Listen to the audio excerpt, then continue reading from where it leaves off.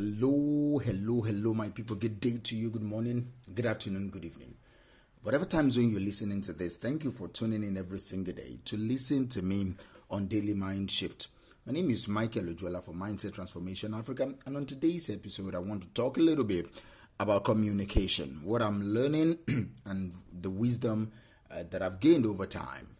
Let me anchor today's episode on this the statement. This is communication wisdom, saying enough to prove your point, not your existence. Exercise more conversational restraint today. This is communication wisdom, saying enough to prove your point, not your existence. Exercise more conversational restraint today. That one sentence, I believe it's a lifetime of discipline. Saying enough to prove your point, not your existence. It takes discipline over time. It's not something that you've mastered today and you think you've mastered it all the time. Let's be honest. Many of us are not communicating anymore. We are just performing. We are not just speaking to be understood. We are speaking to be validated, to be applauded, to be admired, to be feared, to be accepted, or even to be worshipped. Somewhere along the line, our conversations stopped being about clarity and it started being about identity. And when identity hijacks clarity, we lose the point. So let's just break it down a little bit. There is a difference between making a point and proving that you belong. There is a difference between explaining something and explaining yourself. And there is a profound difference between speaking truth and speaking insecurity. Now, don't get me wrong. Your voice matters. Your voice matters. Your truth matters. But your words should serve your values, not your ego. And when you're trying to prove your worth through your words, you are not in communication. You are in compensation.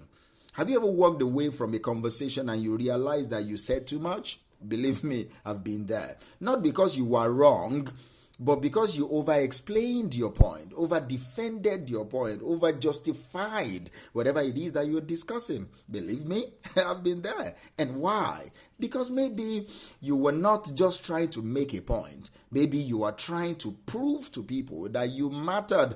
Let me give it to you straight.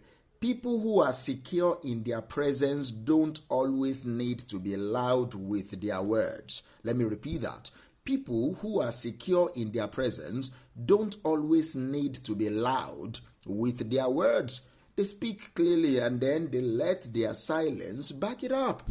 Conversational restraint is not weakness. It is wisdom.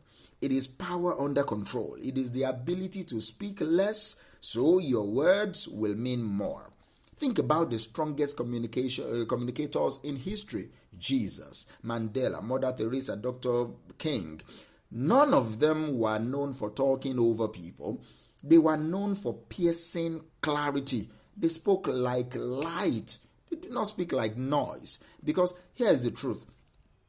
Noise demands attention, all right? But clarity earns respect. So what does it mean to say enough to prove your point, not your existence? It means you stop tying your self-worth to how persuasive, impressive, or deep you sound. It means you are not performing intelligence. You are practicing it. It means you allow space in the conversation for other people, for reflection, for silence. Here's the mind shift for today. If you need every word to be impressive, you will become exhausting to yourself and to others.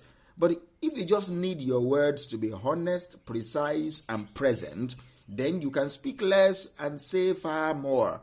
Let us take it deep and let us zoom in a little. Sometimes we overtalk because we are afraid of being misunderstood. So we talk in cycles, all right? We talk in circles, rather. We repeat ourselves. We defend points that have not been attacked yet. We anticipate judgment. So we try to preemptively erase it. That is not wisdom. That is fear on the mic. And fear talks too much. Other times, we talk too much because we are trying to win. We are not trying to connect with the other person. We are trying to win. So, instead of conversations, we turn discussions into debates and listening into waiting for your turn to speak. Listen, If your goal is always to dominate the conversation, you will miss the opportunity to elevate it. The wisest people I know don't rush to fill the silence. They let silence speak. Do you understand me? Because silence has a voice, and often the voice of silence is louder than words. So let's flip this a little bit. Why do some of us stay quiet when we should speak up?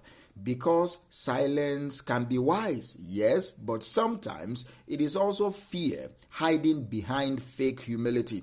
So let me be clear with this. This is not an invitation to become mute. This is an invitation to become measured, to become tempered, to become disciplined. I want you to speak, but speak with intentionality. Don't just talk for talking's sake. Communicate. And here is a secret. You don't have to say everything today. You don't have to say everything that is on your mind today. Not every truth belongs in every moment. Not every insight deserves airtime. Not every point needs to be explained. Part of wisdom is timing.